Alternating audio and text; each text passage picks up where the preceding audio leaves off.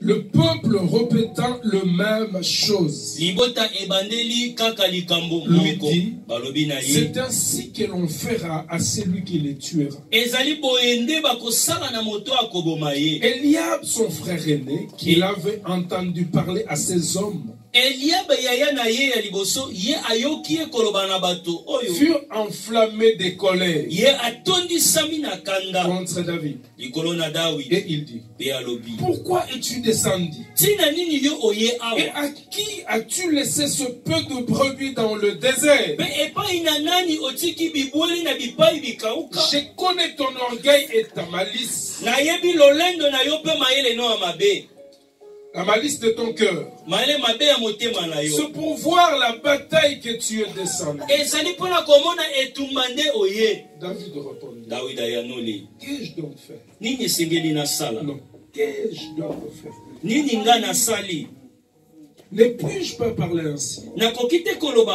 Et il se détourna de lui pour s'adresser à un autre.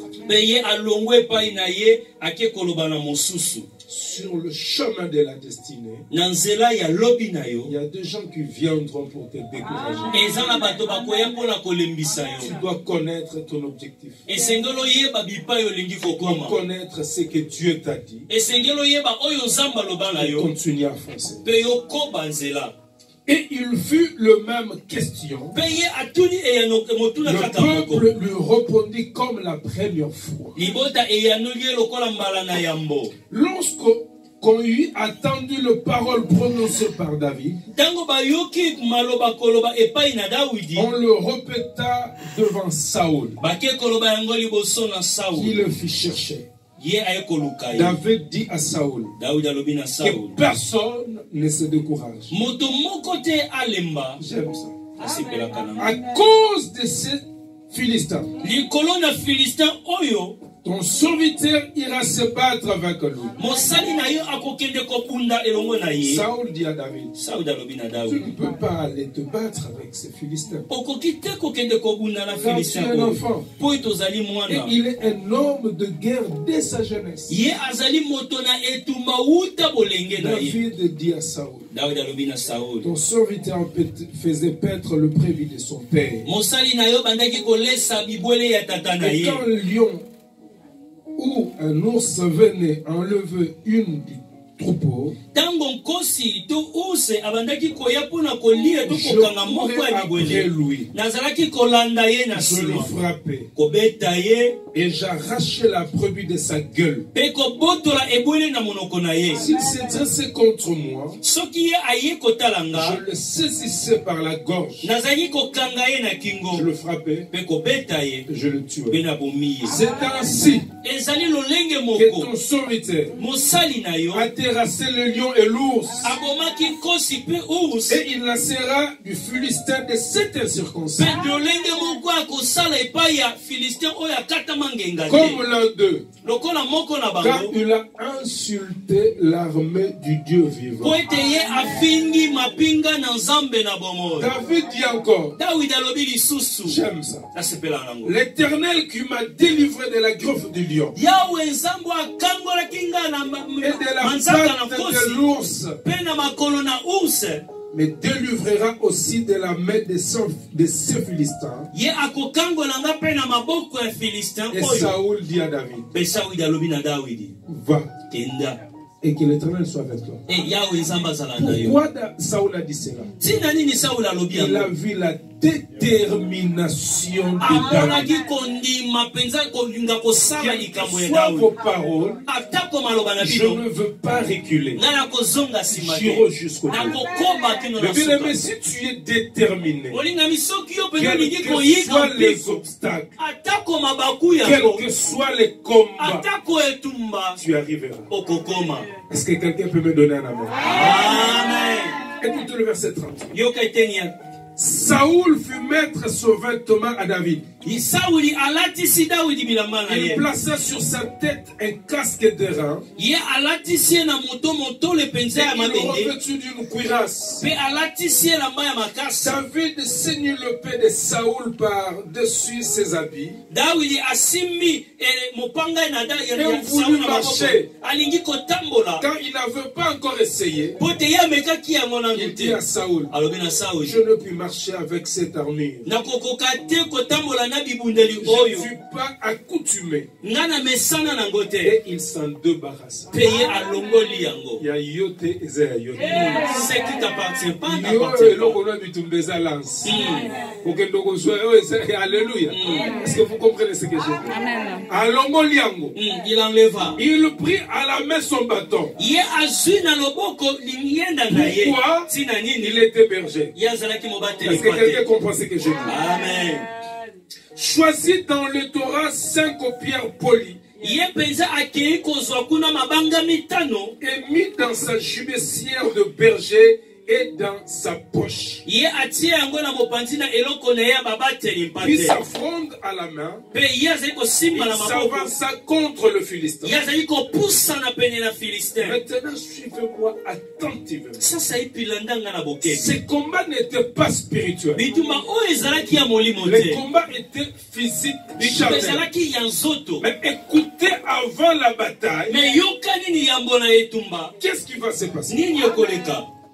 Le Philistin s'approcha peu à peu de David. L'homme qui portait son bouclier marchait devant lui. Le Philistin le regarda et lorsqu'il aperçut David, il le méprisa. Tu es méprisé. Le problème, les gens ne voient pas celui qui est derrière toi.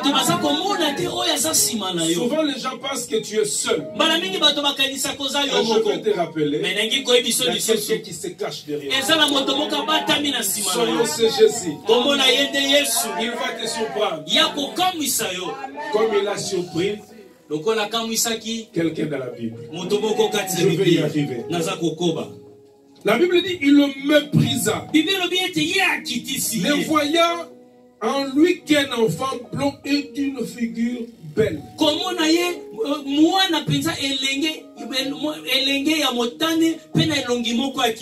Le Philistin dit à David, suis-je un chien pour que tu viennes à moi avec de bâtons?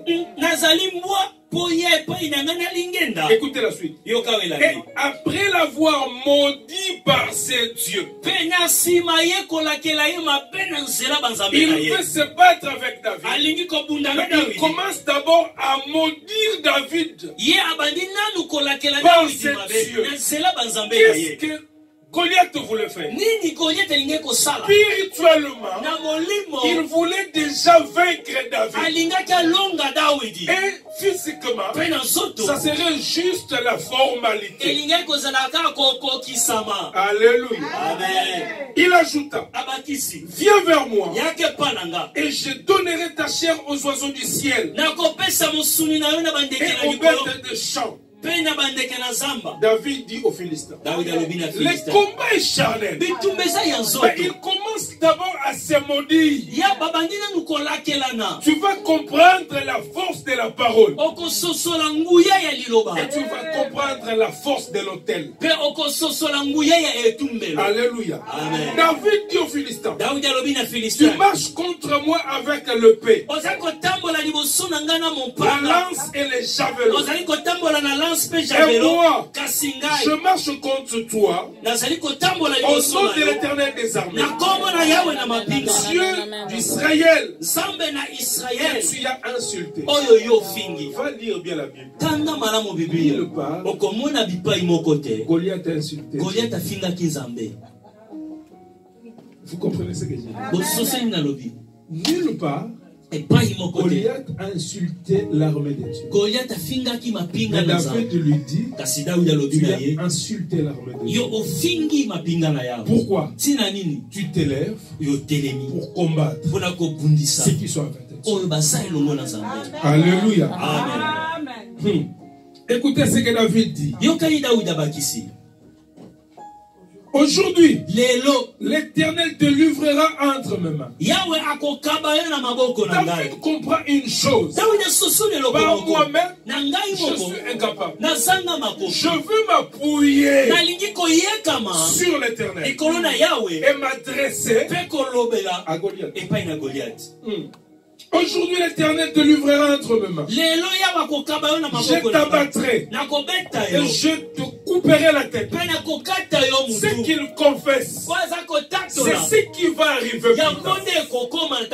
La vie et la mort sont au pouvoir de la langue. Aujourd'hui, je donnerai les cadavres du champ de Philistins aux oiseaux du ciel et aux animaux de la terre.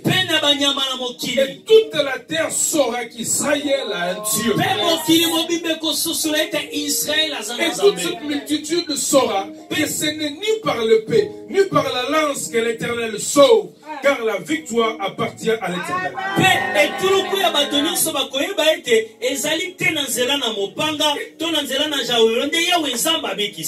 Et il vous livre entre nous. Aussitôt que le Philistin se mit en mouvement pour marcher, devant de David, David courut sur le champ de bataille à la rencontre des Philistins. Un véritable enfant de Dieu ne recule pas devant les combats. À moins que Dieu te souffle quelque chose. Mais lorsque le combat s'élève, il faut faire face. Ne sois pas un lâche. Il faut faire face. Parce que tu as Dieu avec toi. Alléluia. Amen. La Bible dit, il mit la main dans sa gibecière. Et puis il pierre et la lança avec sa fronde. Il frappa le Philistin au front et la pierre s'enfonça dans le fond du Philistin qui tomba le visage contre terre.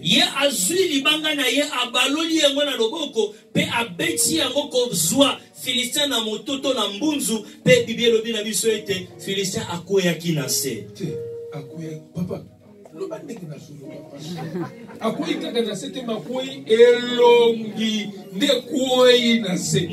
le problème c'est quoi? Babeti libanga. Libanga koti. Logiquement quoi ya boyete? Pour libanga uti boyebeti ya faut quoi ya boyete? Mais quoi ya boyete? Tu dois fléchir. Amen. Alléluia. Tout chez nous doit fléchir devant l'Éternel.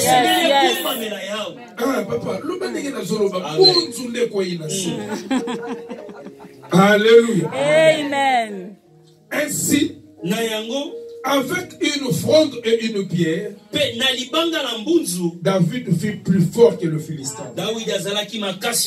Il le terrassa et lui ôta la vie, sans avoir de paix à la main. Il courit, s'arrêta près du Philistin, se saisit de son épée,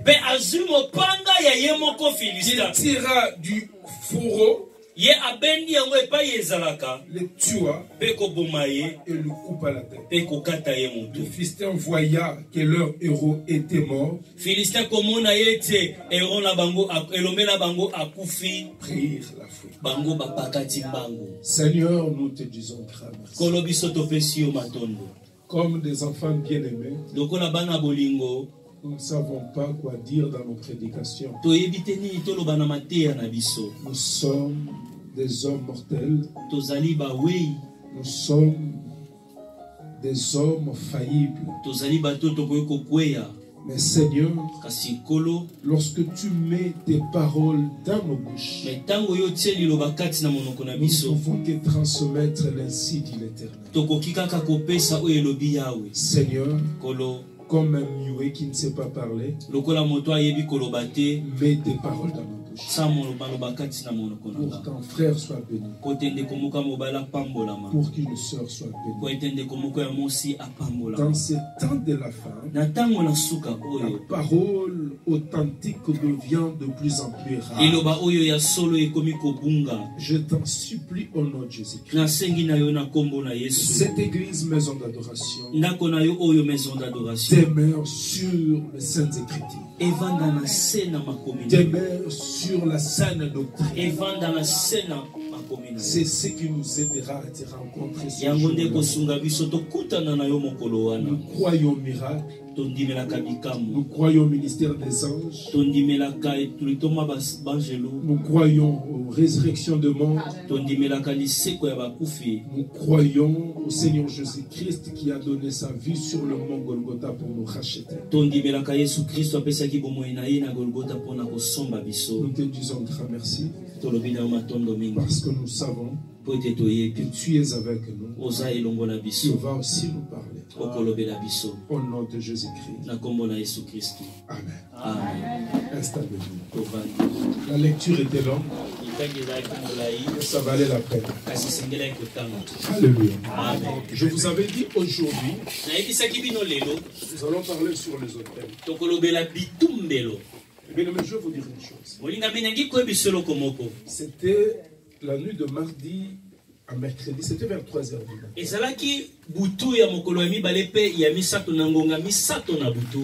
Généralement, je dors 19h, 20h. On me réveillait la nuit. Pendant que j'étais à genoux, j'ai entendu une voix me dire des choses. J'ai interrompu ma prière. C'est comme si on me parlait à l'oreille. Je repris la prière. Cette voix se fit entendre pour la semaine.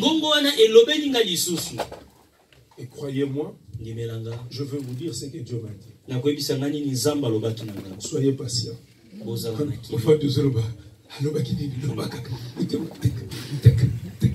Soyez patient. Alléluia. Dieu m'a chuchoté quelque chose à l'oreille. Nous allons parler sur les autels. Mais sur les autels, nous allons parler sur le combat spirituel. Mais bien aimé, si tu ne sais pas combattre pour ta vie, personne ne le fera à ta place. Nous sommes dans un monde où les gens te combattent sans que tu te rends compte.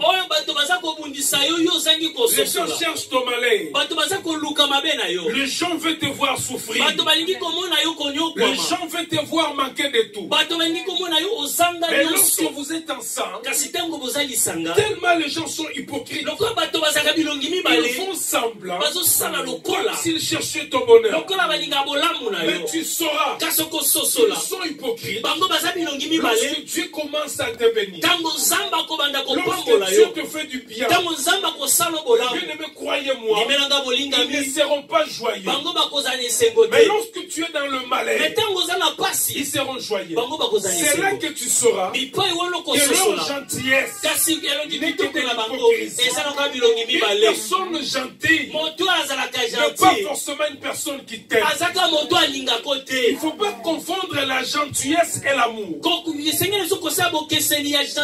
personne peut être gentille, mais sorcière en même temps. Oh, est-ce que quelqu'un comprend ce que je dis? Ne confondez pas les choses. Une personne peut être gentille, qui sourit, mais au fond de lui, il n'a pas de l'amour. L'amour, c'est autre chose. La gentillesse, c'est autre chose. Est-ce que quelqu'un comprend ce que je dis? Mais maintenant, nous allons parler du combat spirituel. Écoutez, quelque part dans la Bible, Jésus parle la parabole. Il dit dans le royaume de Dieu, il y avait l'homme riche et le pauvre Lazare. Le pauvre Lazare se retrouve au sein d'Abraham. Même dans le royaume de Dieu, on le reconnaît comme pauvre. Il est sauvé, mais sur la terre, il était pauvre. Écoutez-moi très bien. Tu peux avoir le salut, mais demeurer pauvre, et mourir pauvre, et aller auprès de Dieu. Est-ce que c'est ce que Dieu veut de nous? Non. Tu dois t'élever. Prendre ta destinée en main. Tous ceux qui ont percé ont compris ce principe que personne ne peut t'aimer comme toi-même. Personne ne peut combattre pour toi plus que toi-même. Vous comprenez mes bien-aimés?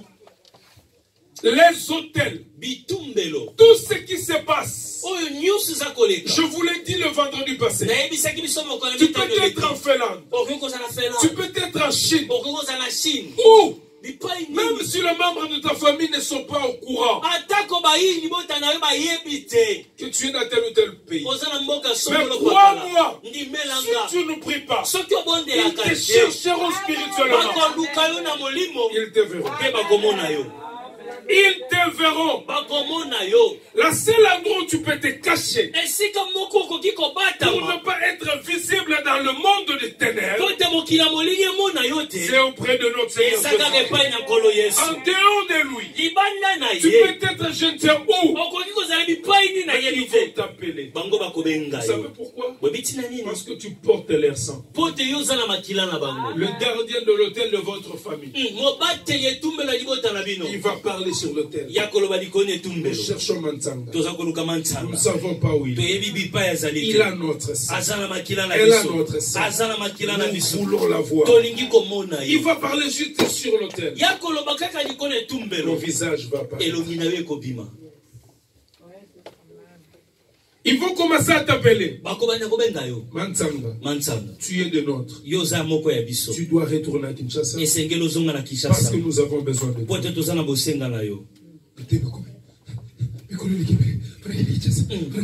Non, non, non. Le problème, la nuit, on t'a déjà appelé. Et comme tu n'as pas de protection, parce que Dieu n'est pas avec toi, le matin, tu vas juste exécuter ligne par ligne ce qui s'est passé sur le plan.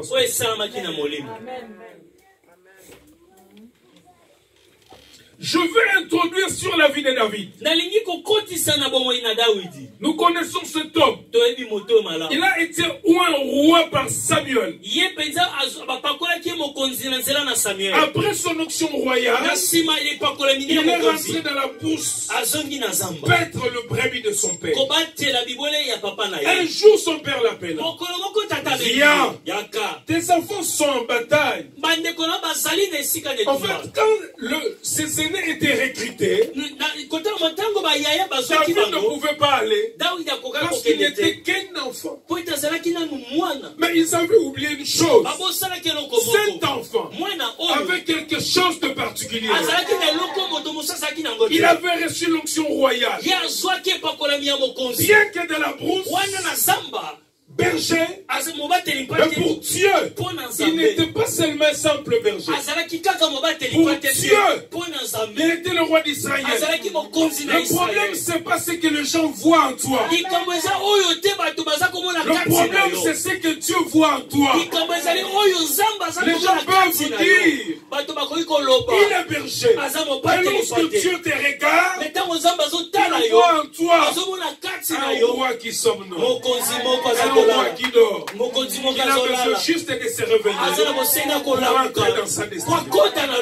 Est-ce que quelqu'un comprend ça? Amen. Alléluia. Amen. Il était là dans la brousse, en train de paître le brebis de son père. C'est là que Dieu l'a formé. Dieu a envoyé un lion. Va attraper la brebis. David dit non, non, non.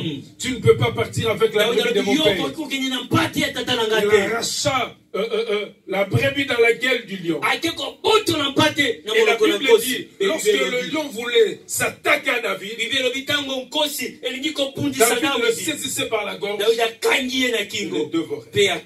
Lorsque l'ours vient, David faisait la même chose. Et c'était la formation pour lui. Mais un jour, son père l'appelle. Va voir tes frères. Apporte pour eux du pain. Écoutez, l'autre fois je vous avais dit, c'est le père qui envoie leurs enfants dans leur destinée. Lorsque ton père te parle, tu fais très très attention. Aujourd'hui, la parole de Dieu est mal prêchée. Aujourd'hui, la parole de Dieu est falsifiée. On nous dit souvent que nos parents sont sorciers. On nous dit souvent que c'est eux qui ont lié ta vie. Mais laisse-moi dire une chose. Si tu ne sais pas honorer tes parents, tu peux prier, tu peux gêner, tu ne verras rien dans ta vie. Sorcier qu'ils soient, sorcière qu'elles soient, mais tu dois les honorer en mettant des garde-fous. C'est ce que la parole de Dieu nous enseigne.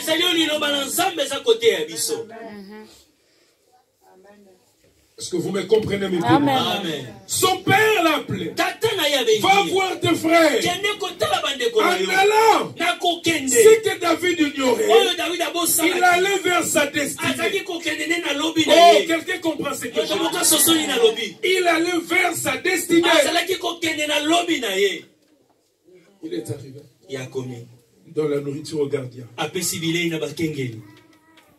Pendant qu'il était là, Goliath s'avance.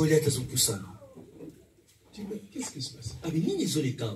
Non, cet homme-là, il est terrible.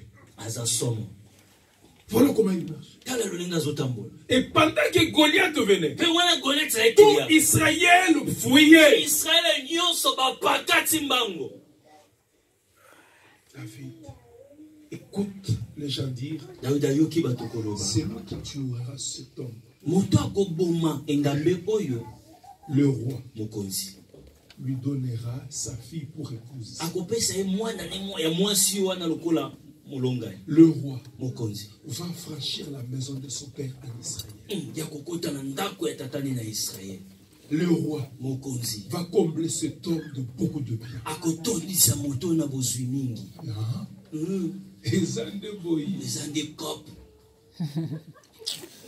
Il pose la question à notre personne.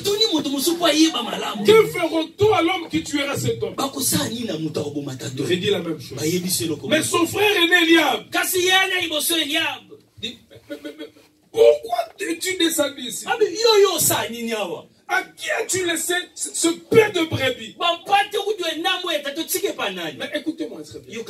Avant que David se déplace, la Bible dit, il laissa le brebis auprès des gardiens.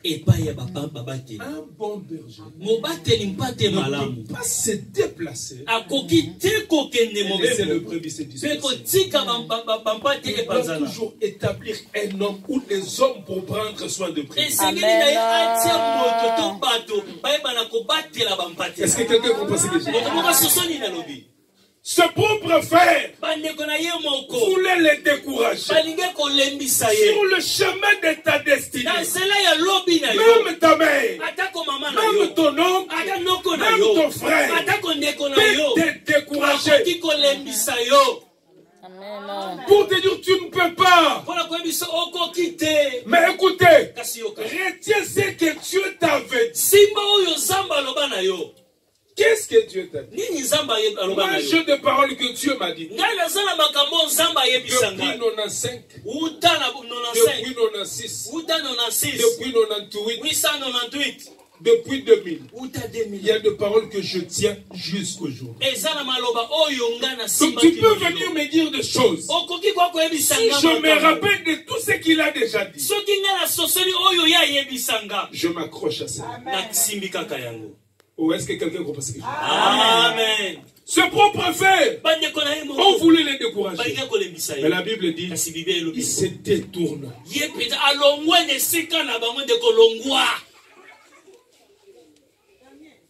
dans la vie chrétienne, même un chrétien peut te libérer. Nous ne sommes pas appelés tous à une même mission. Yes. Nous n'avons pas la même vision. Voilà pourquoi je veux vous dire. Ici, je m'adresse aux serviteurs de Dieu.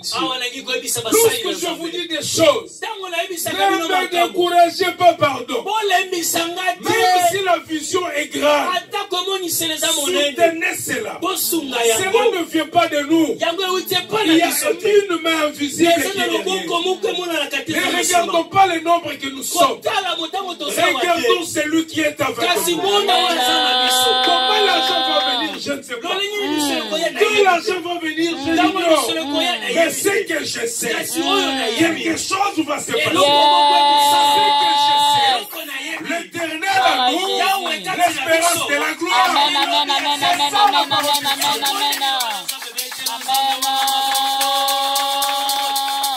Alléluia. Amen. Si tu vois ton ami, un frère qui est tombé ou qui marche dans le désordre, aide-lui à nous faire sortir de là. Mais s'il ne veut pas, laisse-lui. Prie seulement pour lui. Ne t'attache plus à lui. Parce que tu sais, il peut aussi te faire tomber. Alléluia. Amen. Mais bien aimé, est-ce que je me fais comprendre? Amen. Il s'est détourné de ses frères. Il a posé la question. À qui feront-on? À celui qui tuera cette insurrection.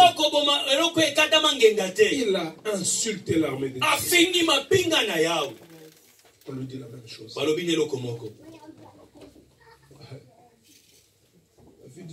David dit, moi, j'ai de l'expérience. Je ne me suis pas encore bâti avec cet homme. Mais j'ai déjà tué un lion. Mais bien aimé, je vais vous dire une chose. Dans le champ de bataille, là où Goliath était, si un lion venait, même Goliath allait prendre la faute. Oh, est-ce que tu comprends ce que je dis? Dans le champ de bataille, si un lion venait, même Goliath allait prendre la faute. Mais David, malgré son âge, il a déjà tué Goliath. Amen. Le lion était déjà terrassé. Donc, toi tel que tu es la Goliath, tu ne me fais pas peur. Dieu m'a déjà formé. Amen, amen. On va dire à Saoul, il y a un enfant ici. Nous ne savons pas s'il est fou. Nous ne savons pas s'il est malade. Viens quand même, écoute-le.